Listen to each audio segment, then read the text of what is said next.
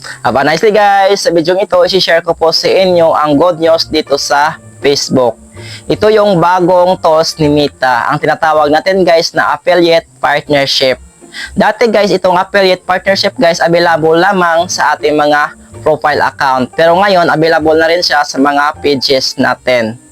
Kaya sino na po dito nakapag-set up nito guys, at sino na rin dito na-invite sa affiliate partnership. Paki-comment naman sa baba guys, let me know lang. Kung hindi ka pa napag-set up nito guys ng affiliate partnership, meron din po akong tutorials nito. Panoorin nyo lang din. By the way guys, kung bago ka pa lang sa channel natin, please paki-subscribe naman guys at i-click ang notification bell at paki-follow na rin ako guys para marami pa tayong tutorials na gagawin. Ang topic natin ngayong araw guys, kung paano tayo kikita dito sa affiliate partnership. Paano siya gamitin, paano siya i-attach sa ating mga posts or i-link sa ating mga videos.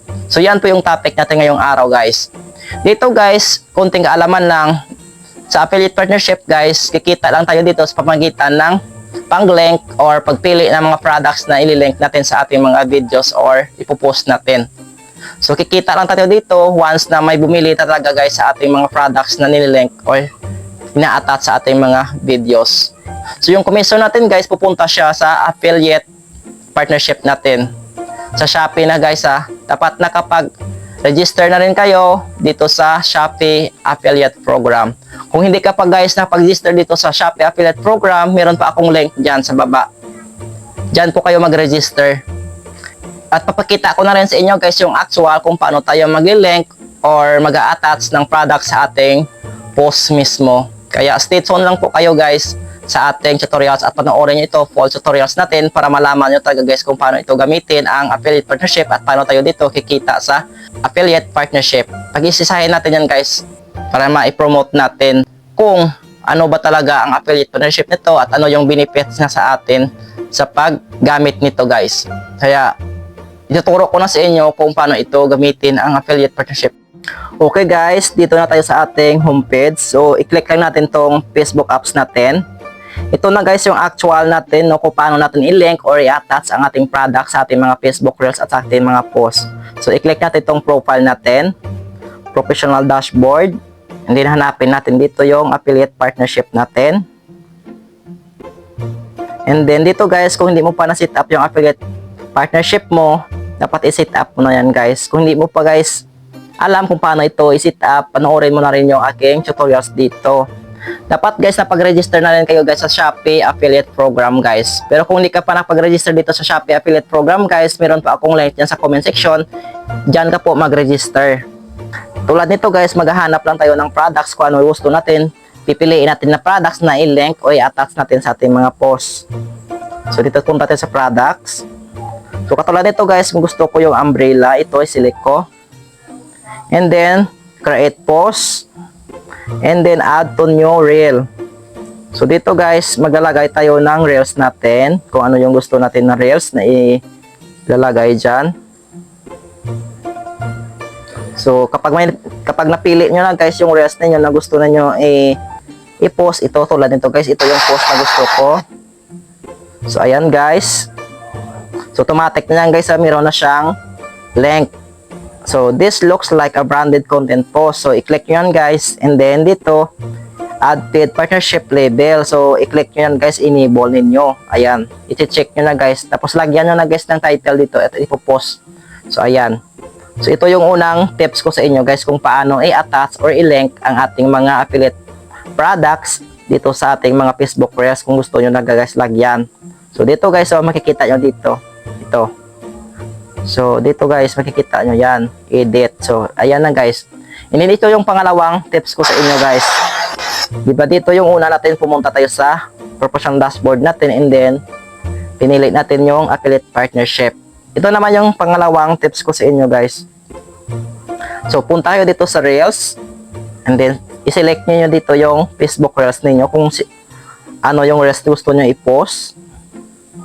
So, yun din kanina again guys, no? Na-reels natin, ayan. And then, ayan.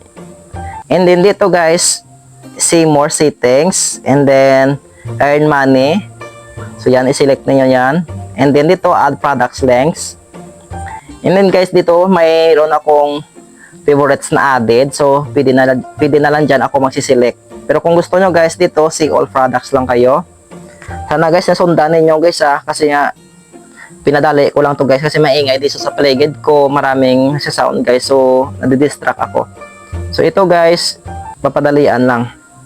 Hindi tulad dito guys, ito i-click ko yung buy one take one na solar lights. Yung commission ko dito guys is 13%. Once na may bumili dito guys na items ko sa nilink ko na product sa post ko, meron na po ako God commission sa aking affiliate partnership. Pero doon yung guys, mamomonitor yung earnings ninyo sa Shopee Affiliate Program. Pero kung hindi ka pa talaga guys nakapag-register sa Shopee Affiliate, meron pa akong link dyan sa baba guys. Mag-register lang kayo dyan. So ito guys, add to latest drop na. Dito guys, kikita lang tayo dito once na may bumili talaga sa ating products na nililink sa ating post. So ayan, i-edit natin yan. And then, i-enable natin tong add paid partnership. And then save. Ayan guys, okay na. Dito guys, ayan. So ipopost ko na to guys So ayan lang.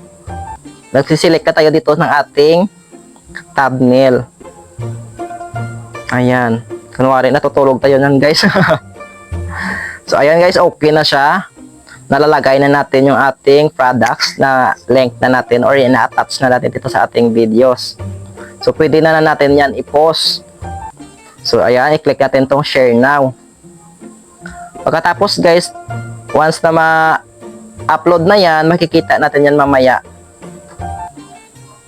Hintayin lang natin na matapos.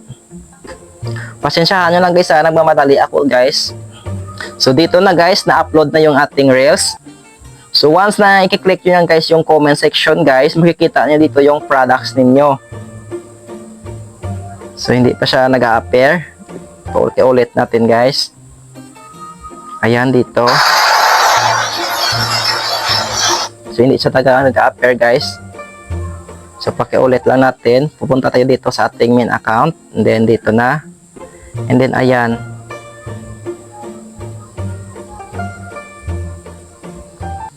So makikita nyo dito guys yung nakalagay na paid partnership.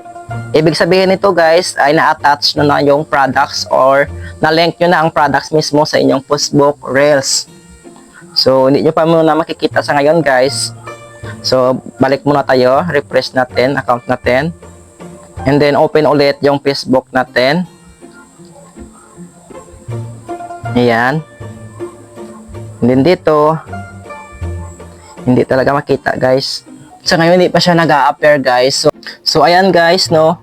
Once nakita nyo guys yung mayroong paid partnership guys, ibig sabihin nyo guys na link nyo na yung affiliate partnership na products ninyo na pinili nyo kanina guys. Pero guys dito makiklik nyo yan yung comment section, makikita nyo sana yan sa taas. Pero ngayon guys, hindi ko pa siya nakita.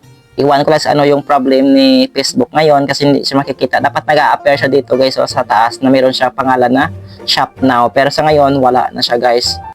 So hanggang dito na lang guys yung videos natin. Please paki-follow na rin ako guys at paki-share itong video natin kung nakatulong sa iyo. And thank you so much for watching. Bye bye.